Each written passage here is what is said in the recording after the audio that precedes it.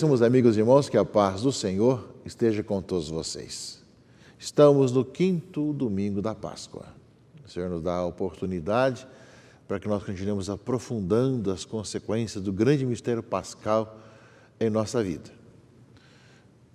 No Brasil, em vários países também do mundo, se comemora o Dia das Mães, nesse 2º domingo de maio. É uma oportunidade de nós recordarmos a importância da família e o papel da mulher também. Nós temos o Dia Mundial das Mulheres, temos o Dia das Mães, e cada vez mais nós somos chamados, enquanto povo de Deus, homens e mulheres de fé, a vivermos em famílias cristãs, sabendo realmente a importância de vivermos como bons cristãos e, ao mesmo tempo, de valorizar o dom da maternidade, seja aquelas que geraram os filhos, aquelas que adotaram filhos, ou aquelas que realmente vivem a vida na vida da virgindade, mas que têm tantos trabalhos de maternidade espiritual de diversas formas. Enfim, o papel da mulher, nesse dom, realmente, dessa presença materna na sociedade tão importante. A todas as mães, nosso abraço, todos que exercem essa maternidade, né, seja física, seja espiritual, que Deus continue abençoando e conduzindo, assim como também nossas orações por nossas mães já falecidas, também para que tenham, junto de Deus, junto da Mãe Maria, né, essa comunhão com o Pai. E é claro, o mês de maio nós estamos vivendo, começamos com o Dia do Trabalhador, rezando pelos trabalhadores, pelo trabalho. Também é o mês dedicado a Maria. Nós pedimos a Deus para que, assim como Maria soube dizer o seu sim ao plano do Senhor, que nós também possamos dizer sim a Deus dentro daquilo que Ele nos chama a viver cada dia, cada momento. São tantas graças, tantos dons, meus irmãos e irmãs, que nós somos chamados a viver que, como bons cristãos, que somos chamados a ser, valorizamos a família, valorizamos também os trabalhadores e temos a grande intercessora Maria como nosso sinal e, ao mesmo tempo, grande exemplo para cada um de nós. Que a palavra de Deus, também nesse domingo, nesse final de semana, nos ajude a viver bem a vida cristã, tendo e encontrando com o Cristo ressuscitado e sendo testemunha dele nesse mundo, dentro das várias situações que nós vivemos no dia a dia. Nesse domingo, Deus fala que Ele é o caminho, a verdade e a vida. Ninguém vai ao Pai a não ser por mim. Evangelho de João, que sempre é o evangelho do tempo da Páscoa, né, capítulo 14, 1 a 12, quando Jesus está dizendo que na casa do Pai tem muitas moradas e que foi preparar um lugar para nós, né? E aí Tomé disse a Jesus: Senhor, nós não sabemos para onde vais, como podemos conhecer o caminho? Ele tem a resposta de Jesus: eu sou o caminho, a verdade e a vida. E que ninguém vai ao Pai a não ser por Jesus. Ele é o caminho que nos conduz ao Pai. Não existe outro caminho para Deus a não ser por Jesus Cristo, o Filho de Deus. Por isso, Ele é o rosto humano de Deus e, ao mesmo tempo, o rosto divino do homem. E em Cristo tem essa síntese, né, aquilo que nós somos chamados a ser, assim como também esse Deus conosco que está presente no meio de nós.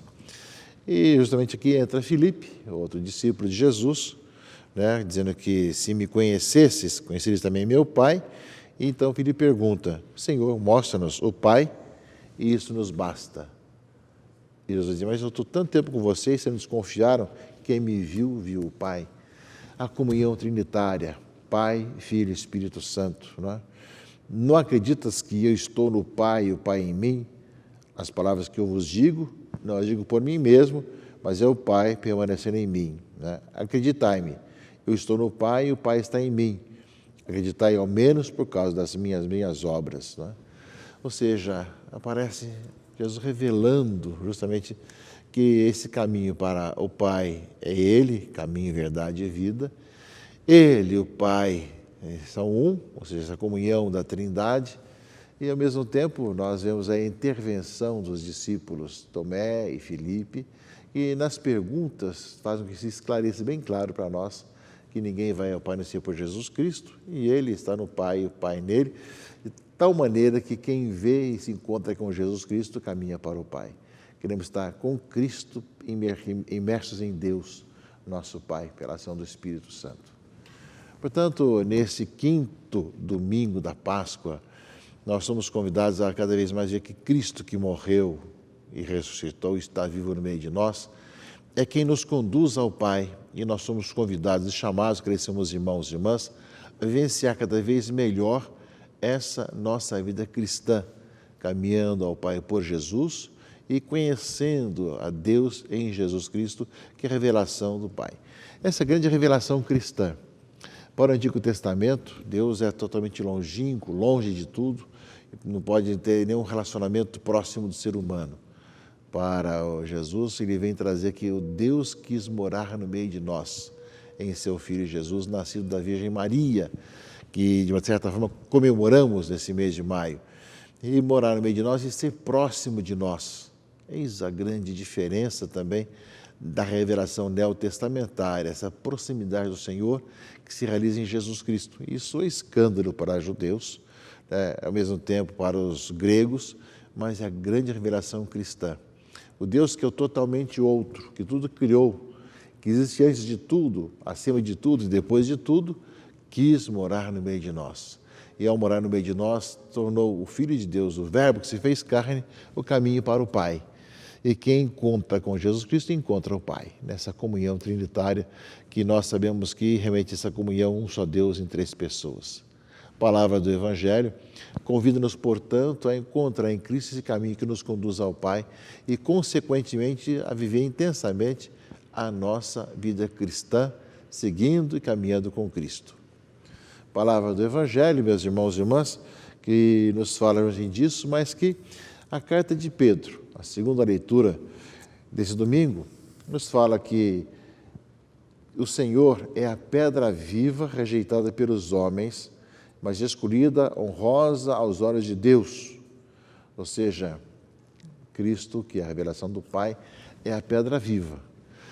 A pedra angular, sem a qual o edifício não para em pé, não é? Do mesmo modo, também vós, como pedras vivas, formai um edifício espiritual, um sacerdócio santo, a fim de oferecer de sacrifícios espirituais e agradáveis a Deus por Jesus Cristo. Eis que eu ponho em Sião uma pedra angular, escolhida, magnífica, quem nela confiar não será confundido. A vós, portanto, que tendes fé, cabe a honra, mas que não creem, a pedra que os construtores rejeitaram tornou-se a pedra angular, tornou-se pedra de tropeço e rocha para quem faz cair. Não é? Ou seja, mas vós sois a raça escolhida, o sacerdócio do reino, a nação santa, o povo que ele escolheu para proclamar as obras admiráveis. Portanto, esse Jesus Cristo, caminho, verdade e vida, é a pedra angular, pedra escolhida. E, ao mesmo tempo, meus irmãos e irmãs, é a oportunidade que nós temos de vivenciar cada vez melhor essa nossa unidade com o Senhor. Nele nós caminhamos para o Pai. E a leitura da carta de Pedro fala justamente isso, né? Que nós somos chamados com Cristo a formar esse edifício espiritual, a igreja viva, feita de pessoas, gente que torna-se, consequentemente, essa raça escolhida, sacerdócio régio, nação santa, o povo que ele escolheu para proclamar as obras admiráveis daquele que vos chamou das trevas para a sua luz maravilhosa.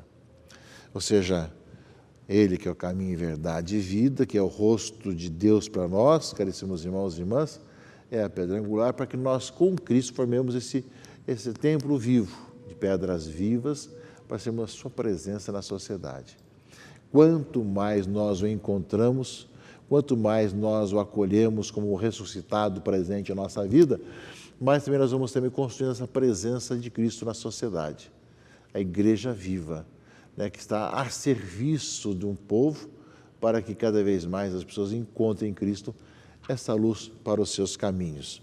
E para isso a igreja é chamada a ser toda ministerial, que se coloca os vários serviços da igreja na sociedade, na comunidade, tanto ad intra, tanto no interno da igreja, como também para fora na sociedade.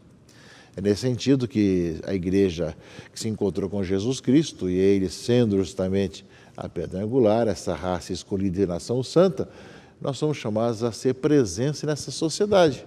Presença que leva a uma nova vida, que não é nossa, mas é de Jesus Cristo, nosso Senhor. E por isso temos vários carismas, vários dons, vários ministérios. Na leitura primeira desse domingo nos fala disso. Sim, nós temos nos Atos dos Apóstolos, capítulo 6, justamente a escolha dos primeiros diáconos, que hoje nós chamamos diáconos permanentes, mas também tem os diáconos também destinados ao sacerdócio, né, que fala aqui a leitura que foi necessário para poder prover as necessidades das pessoas. Ou seja, como aumentou o número de discípulos, os fiéis de origem grega se queixavam dos fiéis de origem hebraica, que diziam que as suas viúvas eram deixadas de lado no atendimento diário. Então escolheram os apóstolos, né, os seus diáconos, grande parte de origem grega também, para cuidar também dessas pessoas necessitadas. Não está certo que deixemos a pregação da palavra de Deus para servir às mesas. Então é melhor que escolhais dentre vós 7 homens de boa fama, repletos do espírito e de sabedoria, e nós os encarregaremos dessa tarefa. Dessa maneira, desse modo, nós poderemos dedicar-nos inteiramente à oração e ao serviço da palavra. E aí escolheram, faz aqui a lista, não é? Estevão, Filipe, Prócoro, Nicanor, Timon, Pármenas, Nicolau de Antioquia, enfim, apresenta os 7 que foram apresentados, que oraram e impuseram as mãos sobre eles, não é? E, consequentemente, a palavra do Senhor se espalhava e o número dos discípulos crescia muito em Jerusalém e grande multidão de sacerdotes judeus aceitava a fé. Portanto, Cristo sendo a pedra angular, rosto humano de Deus, justamente Cristo é no caminho, verdade e a vida, e nós sabemos que queremos que vier nessa pedra angular e formar edifício espiritual, mas ainda nós necessitamos de vários ministérios.